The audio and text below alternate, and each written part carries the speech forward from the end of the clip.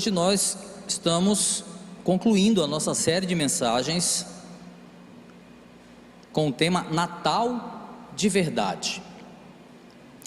Foram 4 sermões nesse tema, onde nós aprofundamos o nosso entendimento sobre a natalidade, a natividade de Jesus, mas sobre diferentes aspectos. Inclusive os textos não foram os mais óbvios, conforme nós temos visto aí os tradicionais textos que falam do nascimento de Jesus, até porque em toda a Bíblia nós vemos Cristo nascendo no coração das pessoas, e é isso que nós temos pregado. O verdadeiro Natal é quando alguém verdadeiramente compreende o Evangelho, entende e se converte a Ele. Temos o Natal, Cristo nascendo, 2 nascimentos, né? Cristo nasce para aquele que compreende, e nós nascemos de novo para Cristo Jesus. Que maravilha é o Natal no seu verdadeiro sentido.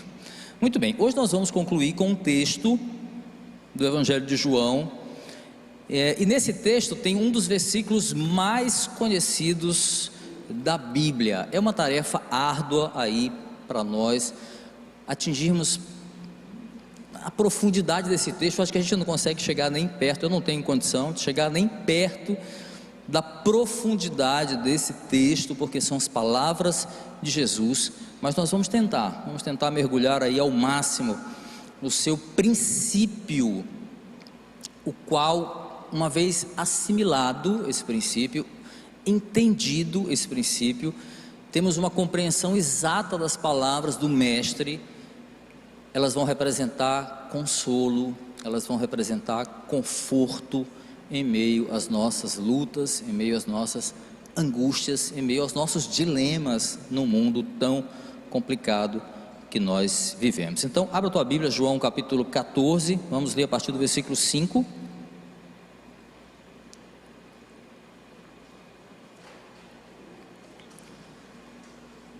Até o versículo 7, eu vou ler na Nova Versão Internacional, a NVI. Se você não tem a versão, vai dar para botar, Gabi? Não, né? Então acompanha na tua Bíblia, as diferenças são muito poucas em relação à tradução. Diz assim a santa e bendita palavra do Senhor, escuta com atenção e devoção. Disse-lhe Tomé: Senhor, não sabemos para onde vais, como então podemos saber o caminho? Respondeu Jesus: Eu sou o caminho, a verdade e a vida. Ninguém vem ao Pai a não ser por mim. Se vocês realmente me conhecessem, conheceriam também o meu Pai.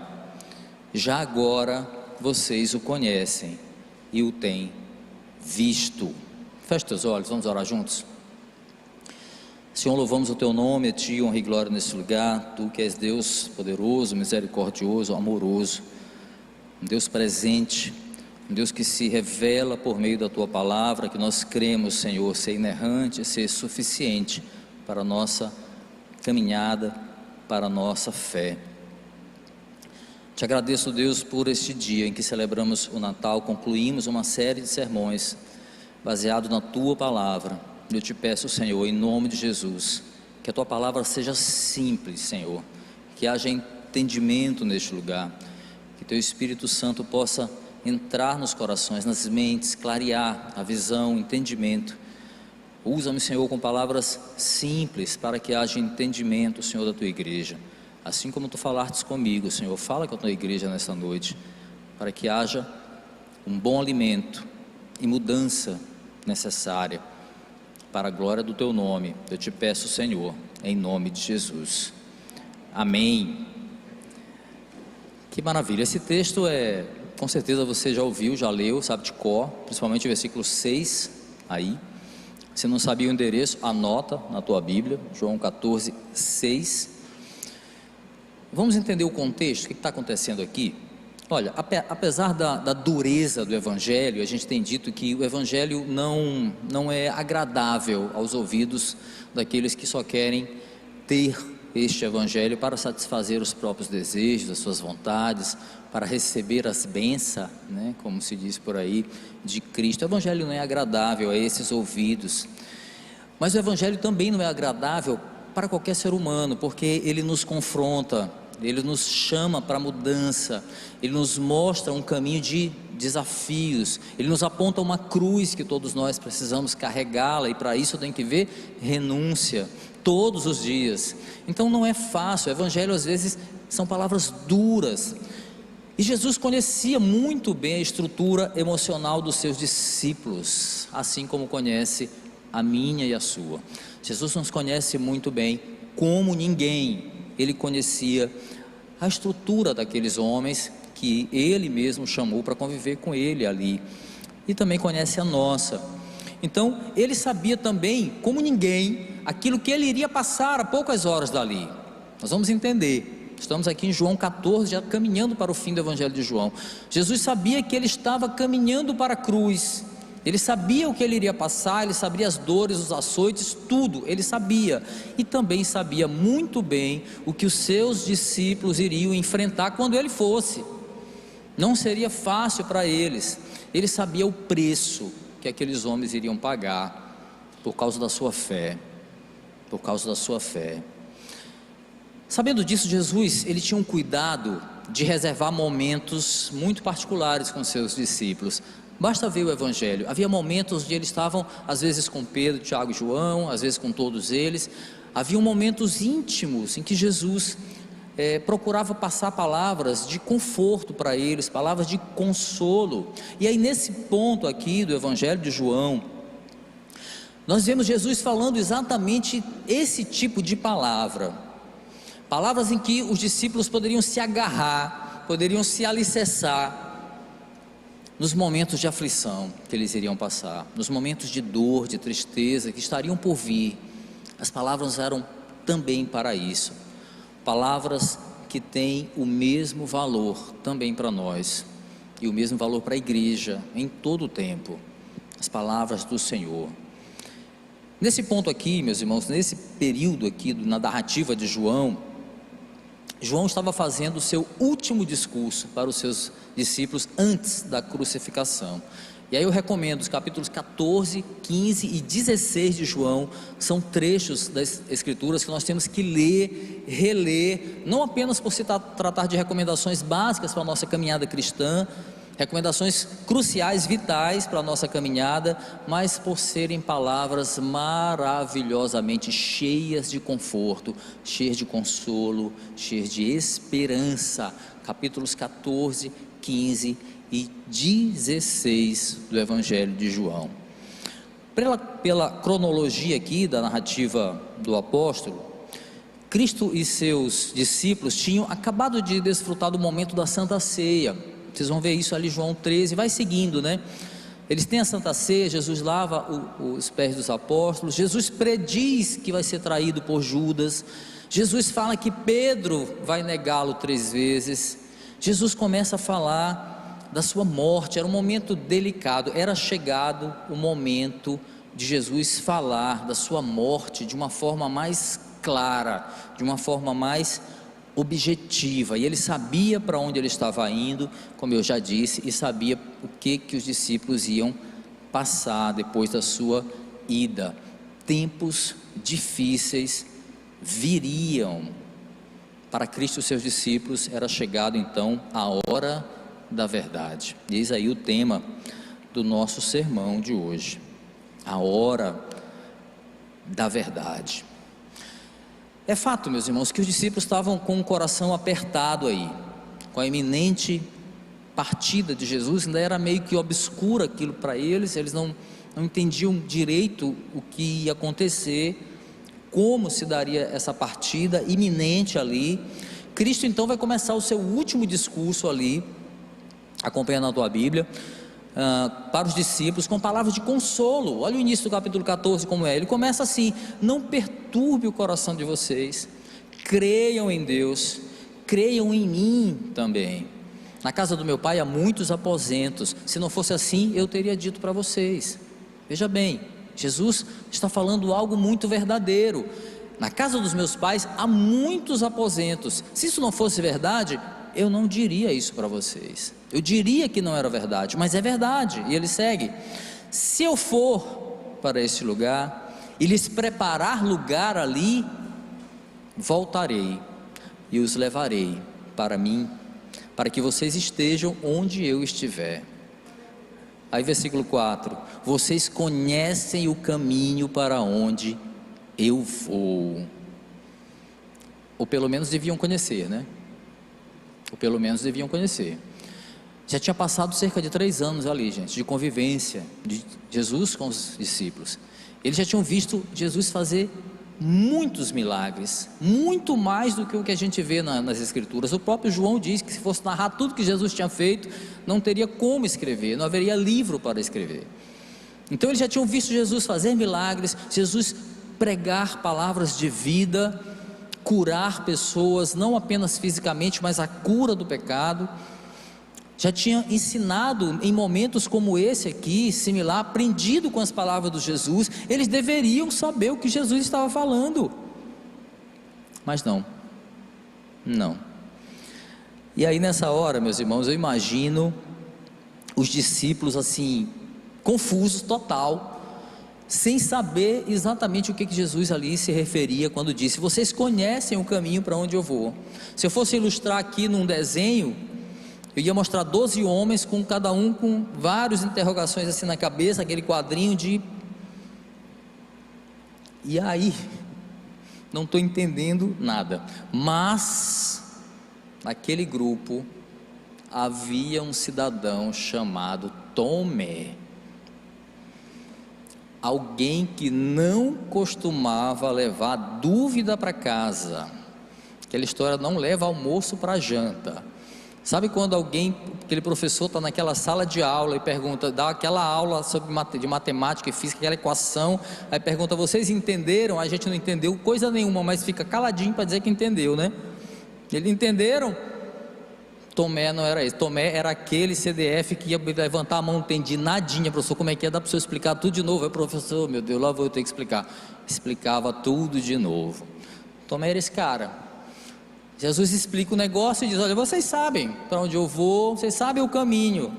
Aí eu imagino os discípulos ouvindo as palavras do mestre, e analiso aqui na minha viagem a situação ali, né? Aquela pergunta que vem na cabeça dele: e agora, Jesus? Não estou entendendo nada. Tu está dizendo que vai embora, que a gente sabe para onde tu vais, e qual é o caminho que leva para esse lugar, só que a gente não sabe coisa nenhuma, a gente não está entendendo nada. É quando Tomé, inconformado com a ignorância, louvado seja Deus por esse inconformismo, ele se apresenta. E olha o que diz o versículo 5 aí, depois do "e agora, Jesus?" Versículo 5: disse-lhe Tomé: Senhor, não sabemos para onde vais, e como então nós podemos saber o caminho? Tomé, meus irmãos, ele era sincero, ele não hesitou em dizer que não estava compreendendo o que Jesus queria dizer. Quem nunca, meus irmãos, quem nunca passou numa situação que a gente não consegue compreender as palavras do Senhor, não consegue compreender as atitudes do Senhor, não consegue compreender o silêncio do Senhor, e a gente fica: não estou entendendo, não consigo entender. Quem nunca? E aí, meus queridos, vale aqui aprendermos um pouco com esse jeito franco de Tomé. Tomé ficou mais conhecido pela incredulidade, né? Ele foi aquele discípulo que duvidou da ressurreição de Jesus, provavelmente ali o momento bíblico que inspirou a máxima do ver para crer, né? Tomé é esse cara. Só que aqui no Evangelho de João, Tomé é citado 3 vezes em situações importantíssimas. Olha só, em João capítulo 11, depois você confere lá, João capítulo 11, quando da morte de Lázaro, grande amigo de Jesus, eles estão ali em determinado lugar, já distante de Betânia, e aí Jesus recebe a notícia que Lázaro havia morrido. Então ele toma uma decisão que eles retornariam para a Judéia, porque Lázaro havia morrido.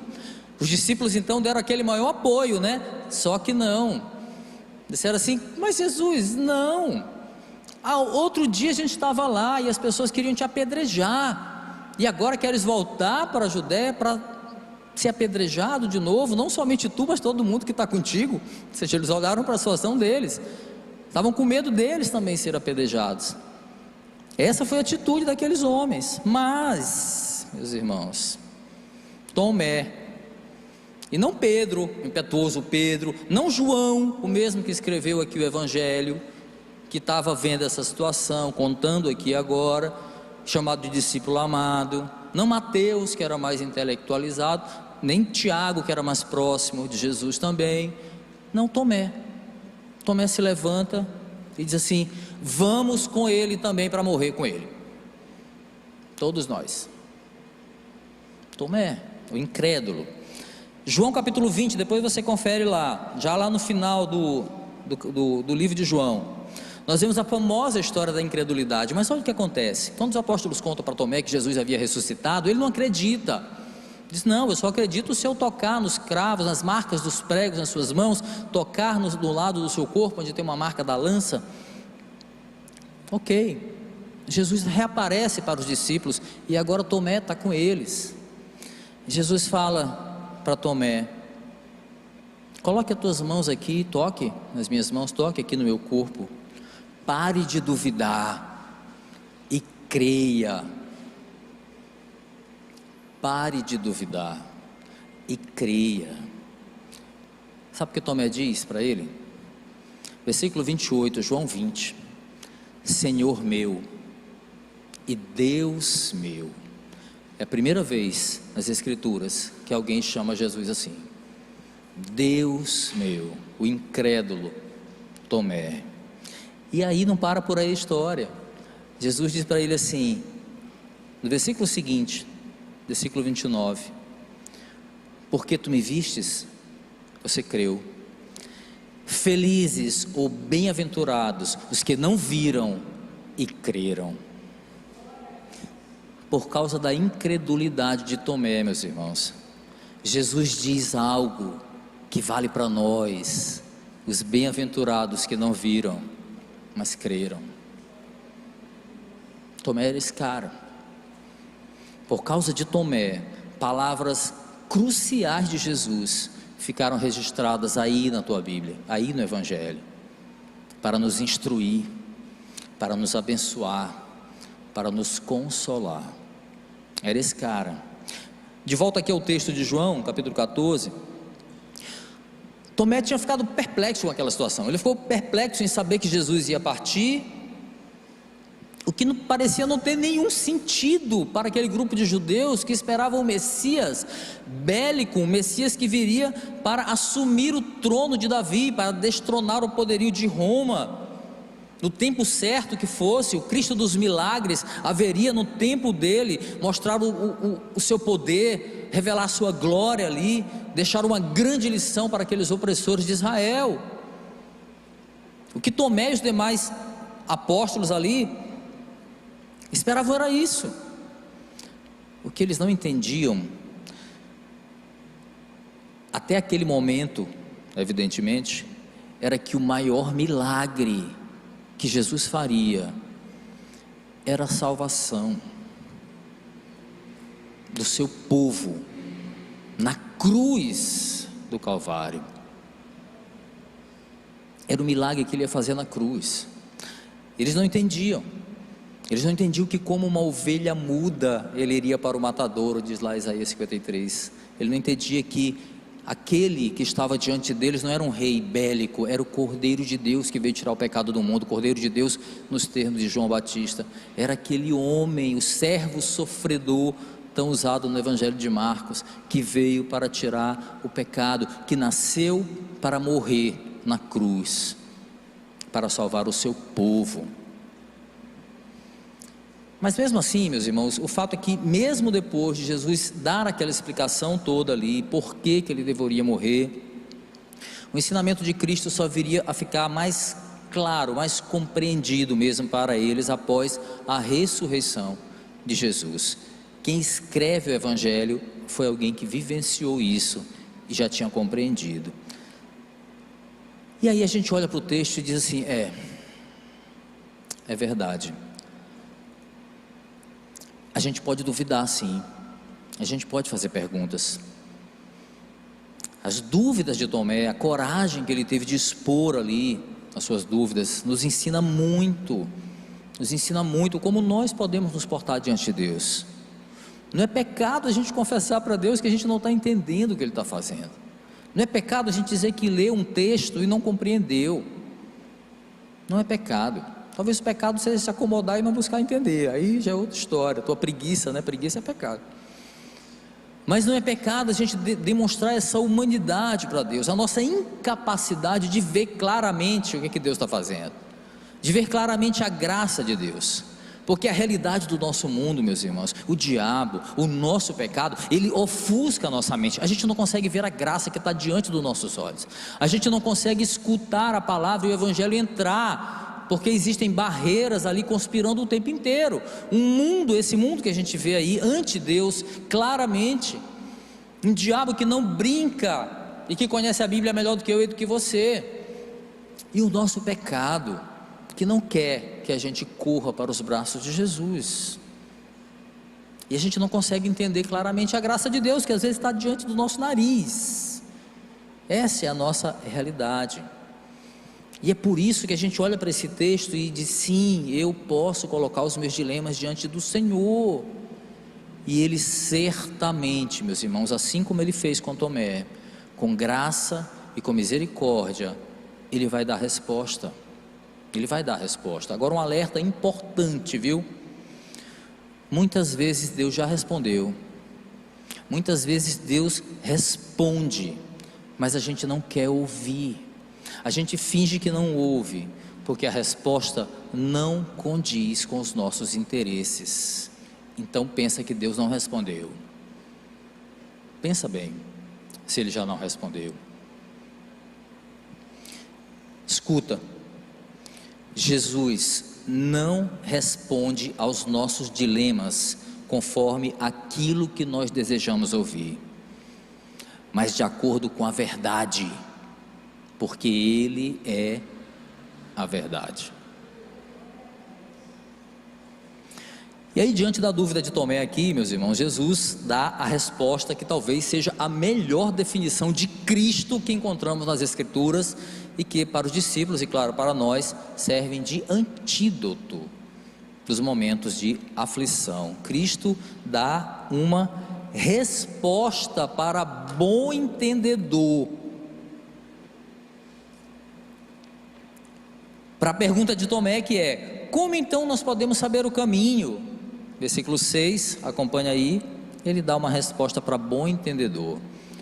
Respondeu Jesus: eu sou o caminho, a verdade e a vida.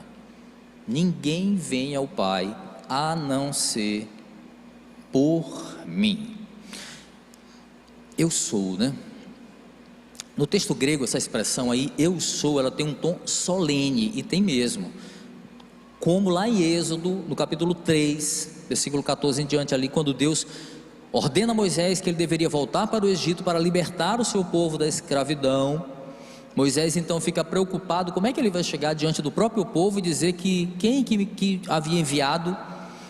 E aí Deus diz para Moisés: eu sou o que sou. É isso que você dirá aos israelitas: eu sou, me enviou a vocês. Esse tom solene que nós vemos lá em Êxodo, ele tem a mesma carga solene aqui nesse texto de João também, traduzido aqui para o português, do grego para o português. É esse tom solene que nós vemos em João 14, e aqui nós vemos, meus irmãos, a sexta autodesignação de Jesus, registrada aqui nesse evangelho, todas elas iniciadas com eu sou, e seguida aí, subsequentemente, por um sentido salvífico. É importante que a gente recorde esses textos, essas autodenominações, porque vai nos ajudar. Só escuta, João capítulo 6, versículo 35, Cristo diz: eu sou o pão da vida, aquele que vem a mim nunca mais terá fome. João capítulo 8, versículo 12, eu sou a luz do mundo, quem me segue nunca andará em trevas, mas terá a luz da vida. João capítulo 10, versículo 9, eu sou a porta, quem entra por mim será salvo. João capítulo 10, versículo 11, eu sou o bom pastor que dá a sua vida pelas ovelhas. João capítulo 11, versículo 25, eu sou a ressurreição e a vida, aquele que crê em mim, ainda que morra, viverá. Aleluia. João capítulo 15, versículo 1, eu sou a videira verdadeira. Versículo 5 do mesmo capítulo, eu sou a videira, vocês os ramos. Se alguém permanecer em mim e eu nele, este dará muito fruto. Importante, abre os teus ouvidos, pois sem mim vocês não podem fazer coisa alguma. Aqui, meus irmãos, ao iniciar seu último discurso aos discípulos antes da crucificação, Jesus vai fazer um resumo de como o eu sou veio até a humanidade para ser somente tudo o que ela precisa para a salvação. Aqui nós vemos o eu sou se definindo, meus irmãos, em três termos que se entrelaçam, né? Caminho, verdade, vida. Três palavras convergindo para um só Senhor. Jesus responde para bons entendedores. Bons entendedores saberão que Ele é o caminho. Ele diz: eu sou o caminho.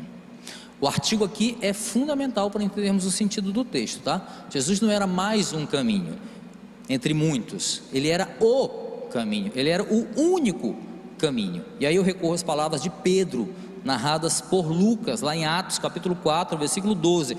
Pedro estava na companhia de quem? Do João, desse mesmo aqui, diante dos sinédrios, líderes religiosos ali. E o texto lá de Atos capítulo 4 diz que ele estava inspirado pelo Espírito Santo, ou seja, as palavras que vieram deles vieram do próprio Deus. E o que ele diz para este sinédrio? Atos 4, 12, só anota, depois confere: não há salvação em nenhum outro, pois debaixo do céu não há nenhum outro nome dado aos homens pelo qual devemos ser salvos.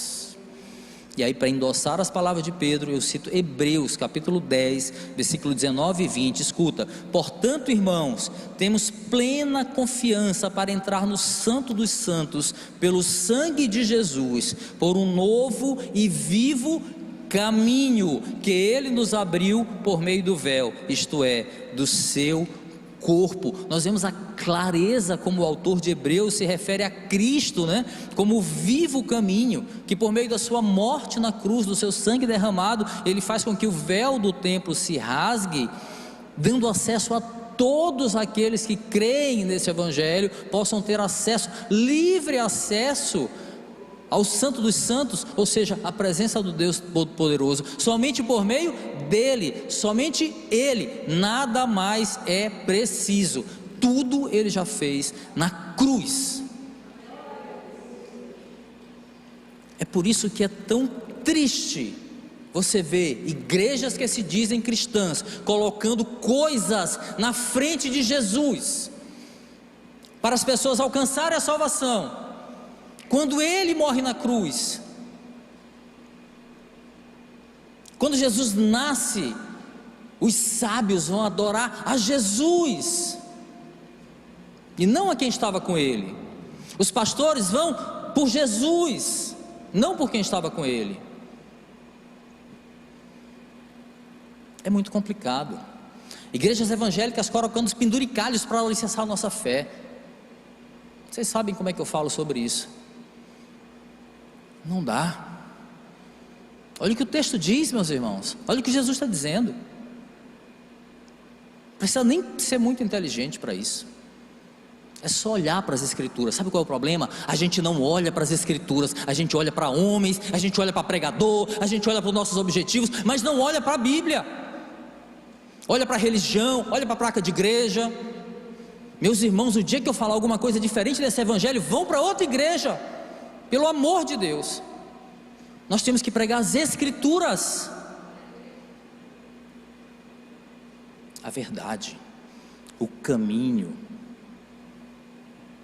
Nós vemos a clareza como o autor de Hebreus fala. Por quê? Porque ele havia compreendido. Veja como Pedro fala lá em Atos.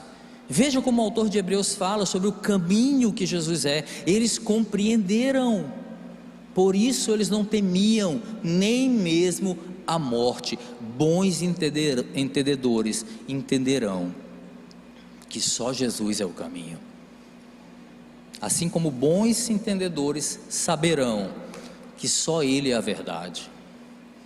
Ele diz: eu sou a verdade. A verdade é um dos pontos cruciais aqui do Evangelho de João. O apóstolo vai ressaltar esse fundamento da verdade de Cristo logo no início lá do Evangelho. Deixa marcado, e marca esse outro texto na tua Bíblia, deixa marcado 14 aí, João 1, 14, olha o que diz.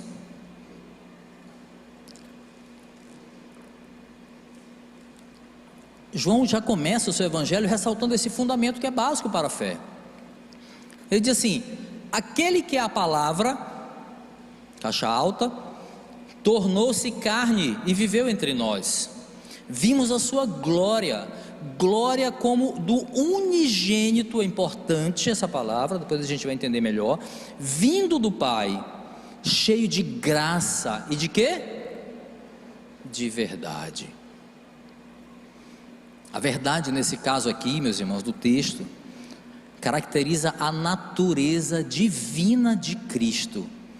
O principal significado aqui da afirmação do texto de João é que Jesus é a encarnação da verdade, ou seja, Ele é a personificação da fidelidade de Deus e da sua palavra, que é a verdade.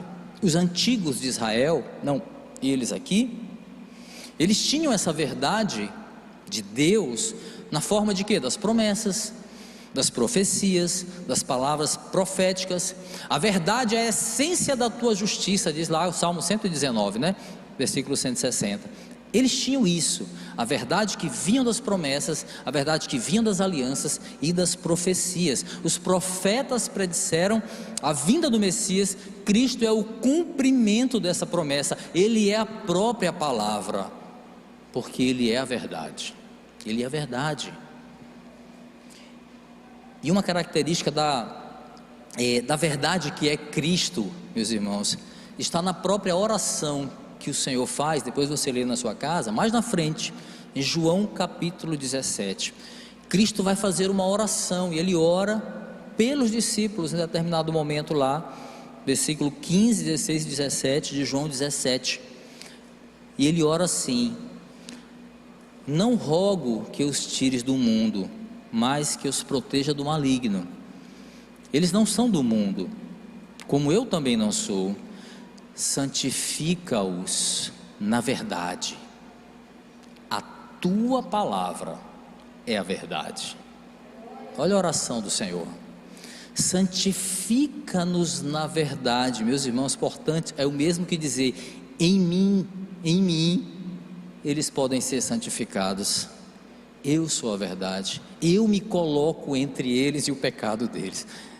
Eles podem ser santificados em mim. Santifica o Senhor em mim, na verdade. Por isso escreve Paulo aos Romanos capítulo 8, versículo 1, né? Portanto, agora aqueles que estão em Cristo Jesus, né? Não há mais condenação para eles. Cristo, a verdade, está na frente. Louvado seja o nome do Senhor por isso. Não há condenação, meus irmãos, para aqueles que estão sob a verdade de Cristo. João capítulo 1, versículo 17, novamente, diz João: pois a lei foi dada por intermédio de Moisés, a graça e a verdade vieram por intermédio de Jesus Cristo. Ele é a verdade. Veja como João, Pedro, posteriormente o apóstolo Paulo, compreenderam claramente essa verdade. Bons entendedores saberão, compreenderão que Cristo é a verdade. Bons entendedores saberão que Ele é a vida. Ele diz: eu sou a vida. E aqui um outro ponto fundamental, crucial do Evangelho de João. Esse termo vida, no contexto que o apóstolo usa, encontra-se mais de 30 vezes no Evangelho de João, mais do que qualquer outro livro da Bíblia. a vida aplicada aqui nesse evangelho. E aí o sentido é a vida sendo a maior dádiva que nós recebemos de Cristo. Ele, só Ele nos dá vida de verdade, de verdade. João capítulo 10, nós lemos que Ele é o pastor, né? E veio dar a vida pelas ovelhas, mas não uma vida qualquer. Ele veio dar uma vida plena, Ele veio dar vida em abundância, Ele veio dar vida eterna para as ovelhas. João capítulo 10, João compreende perfeitamente as palavras de Jesus, e por isso ele frisou aqui mais de 30 vezes a vida que só em Cristo nós podemos receber. Bons entendedores compreenderão que Jesus é a vida. E aí, meus queridos, após se autodenominar como caminho, a verdade e a vida, Jesus vai praticamente desenhar, né, aquilo que os maus entendedores, ao contrário dos bons, os maus entendedores jamais poderão aceitar, eles jamais poderão compreender. A parte final do versículo 6 aí diz assim: ninguém vem ao Pai a não ser por mim. Notem a utilização do verbo vir aí, percebe? Olha, Cristo diz: ninguém vem ao Pai, e não ninguém vai ao Pai, né? Vir a Jesus é vir ao Pai, porque Ele é unigênito do Pai. Nós vimos ainda há pouco isso, né? Então, ao dizer eu sou o caminho, eu sou a verdade, eu sou a vida, Jesus está dizendo: eu sou o caminho para o Pai, por ser a verdade e a vida. Esse era o entendimento. Só Ele, meus irmãos, é a verdade e a vida. Logo, só Cristo é o caminho, é o único caminho, suficiente acesso, pelo qual pecadores afastados de Deus podem se reconciliar, podem se reencontrar, se reaproximar de Deus agora, um relacionamento reconciliado, restaurado em Jesus. O ecumenismo, ele prega que muitos caminhos podem levar a Deus. Meus irmãos, Cristo, aquele que nasceu em carne, não deuses inventados, não supostos deuses que as pessoas criam com a capacidade humana de criar deuses que se adequem às suas conveniências, né? Eu estou falando do Cristo que nasceu, o Cristo, o Jesus da história, aquele que está registrado pelos historiadores, aquele que viveu entre os homens, que morreu na cruz, ressuscitou, que centenas de pessoas testemunharam o Cristo ressurreto. Esse Jesus, esse mesmo, a verdade encarnada, a vida encarnada, Ele veio para revelar para bons entendedores que somente Ele é o caminho, não há outro, não há outro. Ninguém pode vir ao Pai a não ser por intermédio dEle, só Ele. Maus entendedores, meus irmãos, não poderão compreender essa verdade, e o termo é esse mesmo, não poderão, ainda que queiram compreender, falta-lhes o Espírito Santo. Sem Ele não tem condição. Sem o Espírito não poderão compreender essa verdade. É inaceitável. E aí fica fácil para um homem livre da ação, aspas, do Espírito. Ele cria os seus deuses, ele cria a sua religião, ele cria o seu caminho para Deus, e muitas vezes o caminho está dentro dele, né? Do autoconhecimento. Por isso os falsos mestres pregavam tanto isso, né? Que autoconhecimento, Deus, quanto mais eu me conheço, quanto, né? O princípio do gnosticismo, quanto mais eu alcanço um nirvana espiritual em mim mesmo, eu consigo me achegar a Deus. O Evangelho está dizendo: não, olha para a cruz, Cristo já fez o que tinha que fazer por você ali, porque você não tinha condição de fazer isso, só Ele. Os maus entendedores não compreendem porque lhes falta o Espírito. E olha o que diz a tua Bíblia aí mesmo nesse capítulo 14, no versículo 17, olha só. Versículo 17 do capítulo que está aberto aí. O Espírito da verdade, o mundo não pode recebê-lo, porque não vê, não o conhece, mas vocês conhecem, pois ele vive com vocês e estará em vocês. Com a sinceridade, voltando aqui para o nosso Tomé, com a sinceridade que ele é peculiar, ele pergunta para Jesus: Senhor, não sabemos para onde vais, como então nós podemos saber o caminho? E aí, parafraseando o texto bíblico aqui em João 14, versículo 6, Jesus responde a pergunta de Tomé da seguinte forma parafraseada: para onde eu vou? O Pai é para onde eu vou, e eu sou o único caminho pelo qual vocês chegarão ao mesmo destino. Cristo é o único caminho que leva ao único Deus. Fora disso, não há verdade, fora disso, não há vida. Mas, como eu volto a dizer, isso é para os bons entendedores. Outros não vão compreender. Mas o nosso papel é pregar a verdade das Escrituras. O resto não é mais com a gente. Bons entendedores saberão. Alguns aqui certamente já entenderam.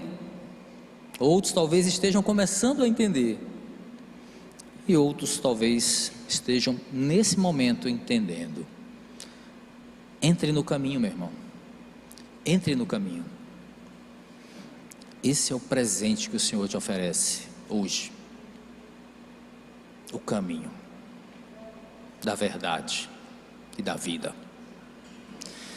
E aí, depois de uma pergunta quase desesperada, né, de Tomé, de uma resposta muito clara de Jesus, é o primeiro: Jesus, e agora o que eu vou fazer? E aí depois Jesus responde para bons entendedores. Jesus vai arrematar aqui com uma prova final de conhecimento. Olha o que diz o versículo 7.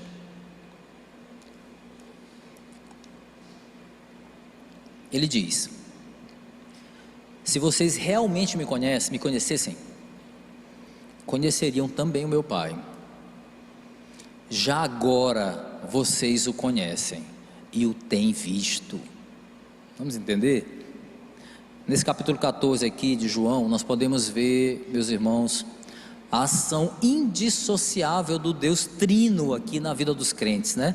As palavras de Jesus vão mostrar aqui claramente que o conhecer ao Pai, olhando para o versículo 7 agora, o conhecer ao Pai só é possível mediante o conhecimento do Filho, o qual só é possível mediante a ação do Espírito Santo. É o Deus Trino trabalhando, né? Jesus está ressaltando aqui no versículo 7, essa estreita associação que ele tem com Deus Pai. Ele diz: se vocês realmente me conhecessem, conheceriam também o meu Pai. Simples assim. O problema é que aos discípulos faltava o entendimento de que o encarnar de Cristo, né, não trouxe apenas as boas novas, mas trouxe uma revelação além, trouxe a revelação plena do Pai. O que antes, meus irmãos, para os judeus, para os antigos, parecia algo distante, algo inatingível até, os apóstolos podiam ver, os apóstolos podiam tocar, os apóstolos poderiam estar com Ele. E aí, com esse entendimento muito claro na sua mente, João vai escrever lá em 1 João, ou João mesmo aqui no Evangelho, capítulo 1, versículo 18, ele diz: ninguém jamais viu a Deus, mas o Deus unigênito, que está junto do Pai, o tornou conhecido. Olha como João escreve, olha como ele começa o seu Evangelho. Já o autor de Hebreus, eu amo esse texto, ele vai ressaltar essa verdade aqui de uma maneira ainda mais gloriosa. Ele vai falar em Hebreus capítulo 1, versículo 3, o Filho é o resplendor da glória de Deus. Olha, o Filho é o resplendor da glória de Deus, e a expressão exata do seu ser, sustentando todas as coisas por sua palavra poderosa, a verdade. Jesus é categórico aqui ao dizer, fechando aqui esse versículo 7, já agora vocês o conhecem e o têm visto, ou seja, desde agora, a partir de agora, a partir desse momento em que a palavra se faz carne, desde o momento em que vocês me viram, vocês estão vendo também o Pai em mim. Que glória, meus irmãos! Embora na forma humana de Cristo, Cristo é plenamente divino, né, meus irmãos? Quem o conhece, conhece também ao Pai. Jesus é o único conhecimento, única verdade, único caminho de vida, por meio do qual as pessoas ignorantes de Deus, ou que não conhecem a Deus, para tirar um pouquinho do peso da palavra, pessoas que não conhecem a Deus, podem receber essa revelação, podem receber essa iluminação, esse entendimento, para que possam enfim conhecer ao Pai, um Deus distante. Quando Jesus encarna, Ele diz: não, Deus está presente com vocês. Cristo é o único poder, meus irmãos, por meio do qual aqueles que estão mortos em pecado podem ser reavivados em Jesus, para viver com Deus para a eternidade. Louvado seja o nome de Jesus. Como bom entendedor, Paulo vai escrever ao seu filho na fé Timóteo, esse versículo, 1 Timóteo capítulo 2, versículo 5, pois há um só Deus e um só mediador entre Deus e os homens, o homem Cristo Jesus. Gente, qual é a dificuldade de entender isso aqui? Para outras religiões que tentam negar isso, tem que tirar esse versículo da Bíblia, porque mais claro do que isso aqui, mais claro do que o próprio Cristo dizendo que Ele é o caminho, somente por meio de mim, você pode, somente vindo a mim, você pode vir ao Pai. Há um só Deus, um só mediador em Deus e os homens. Quem é? O homem Cristo Jesus. Meus irmãos, qual é a dificuldade de entender isso? Não dê ouvidos para outras maluquices que andam pregando por aí em igrejas evangélicas. Não dê ouvidos, não coloque penduricalhos, não coloca profeta, não coloca nada na frente de Jesus. Você não precisa disso. Não perca seu tempo com isso, precioso tempo que nós temos para desfrutar, para beber, para nos deleitar do verdadeiro evangelho de Cristo. Por favor, não temos mais tempo a perder. Não temos mais tempo a perder. E você vai saber por quê. Havia chegado a hora da verdade, meus irmãos, para aqueles discípulos. Sim, o Messias, ele não tinha vindo para destronar Roma como um rei bélico aos moldes de Davi.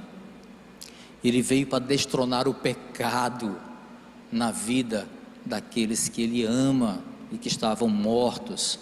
Ele veio para destronar o pecado com armas de amor, de misericórdia e de perdão. Bons entendedores se chocam mesmo com o evangelho, se chocam com a verdade. A gente não quer ouvir.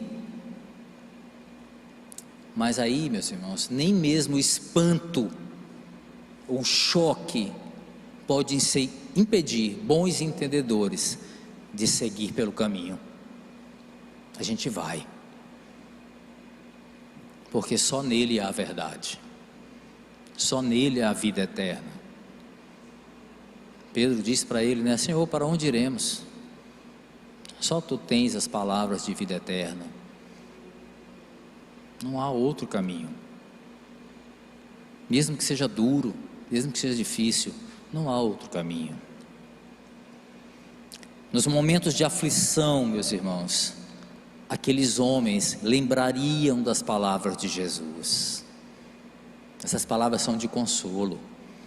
Nos momentos de aflição, de dor, de perseguição, aqueles homens lembrariam das palavras do seu mestre. Eu imagino Pedro no momento em que ele é crucificado, de acordo com a tradição.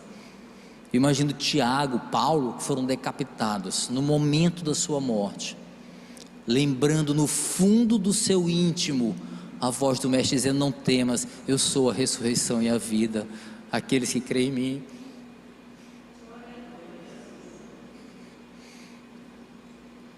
ainda que morram, viverão. Eu sou a porta, aqueles que entram por mim terão a vida eterna. E cabeça rolava. Eu sou o caminho, a verdade e a vida. As palavras do Mestre, meus irmãos, são palavras de consolo para nós também.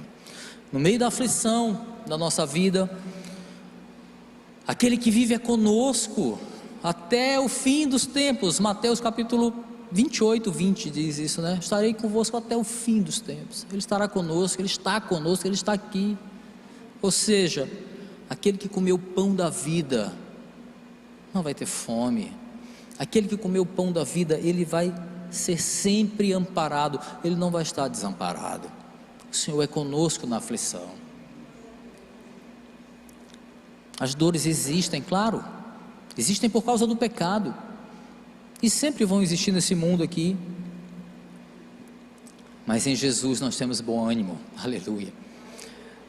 Em Jesus nós renovamos as nossas forças, e aí nós seguimos em frente, até que Ele volte. Sim, meus irmãos, Ele voltará. E aí é chegada, meus irmãos, a hora da verdade para nós também. O Natal é uma bela data para nós celebrarmos o nascimento, ou seja, a primeira vinda do nosso Senhor e Salvador, claro. Mas é um momento propício para nós lembrarmos as palavras do Mestre, as palavras dele. Por quê? Porque aquele que é a verdade, ele não mente, ele é a verdade, ele é aquele que nasceu para cumprir o que a palavra da verdade diz, e este mesmo Senhor disse que ele iria morrer e ressuscitar, e tudo aconteceu, porque ele é a verdade. A sua palavra se cumpriu, porque ele não pode mentir. E no seu último discurso aqui, antes da crucificação, ele diz, olha aí na tua Bíblia: se eu for e lhes preparar lugar, eu voltarei e os levarei para mim, para que vocês estejam onde eu estiver. Vocês conhecem o caminho para onde eu vou. Versículos 3 e 4, capítulo 14 aí. A sua palavra se cumprirá, meus irmãos, porque Ele é a verdade. Quando Ele voltar, não haverá mais tempo para mudança. Não haverá mais tempo. O tempo de nós tomarmos o caminho, permanecermos no caminho, permanecermos nele, é agora, não é depois, é agora. A hora da verdade de Cristo em nossa vida é agora, não é depois. Bons entendedores? Senhor, obrigado pela tua palavra, Senhor. Cada vez mais, Deus, abra o nosso entendimento, Senhor, para que os teus passos fiquem mais claros na nossa vida. Como diz o salmista, dirige os meus passos pelos teus caminhos, não os nossos. Nos ajuda, Senhor, por meio do teu Espírito, por meio da tua palavra, Senhor, a ver com mais clareza aquilo que o mundo não quer que a gente veja, aquilo que o nosso pecado não quer que a gente veja, aquilo que o diabo não quer que a gente veja. Mas em Cristo nós temos a venda dos olhos removida, Senhor. Em Cristo o véu se rasga para a nossa vida. Nós temos acesso a Ti, Senhor. Por isso podemos orar, sabendo que Tu és um Deus que ouve o clamor da Tua igreja, porque Cristo pagou o preço na cruz. Tira-nos, Senhor, tira a Tua igreja, às vezes do engano, Senhor, por ignorância, por não atentar para a Tua palavra. Tira, Senhor, a nossa atenção de nós mesmos, dos nossos interesses, e possamos pregar o Teu Evangelho. Somente Ele salva, somente nele há vida e verdade. Obrigado, Senhor, porque nós não merecemos, ó Deus, tanta graça e misericórdia. Às vezes agimos como aqueles discípulos, não conseguimos ver com clareza a Tua graça, não conseguimos ver com clareza o caminho que está diante de nós. Por isso te pedimos, ó Deus, que o Teu Espírito venha desvendar aqueles que precisam ouvir o Teu Evangelho e compreender. Muito obrigado, Senhor. Obrigado pelas famílias que estão aqui, por cada irmão. Obrigado pelos irmãos que acompanham pela internet, Senhor, este culto, e não podem estar aqui ainda por causa das limitações da pandemia. Nos abençoa, nos dá paciência, Senhor, e que possamos seguir na caminhada, no caminho, aprendendo mais de Ti, para a glória do Teu nome, e não para a glória de igreja, muito menos de homens, mas para a Tua glória. É o que nós te pedimos, Senhor, em nome de Jesus. Amém, amém.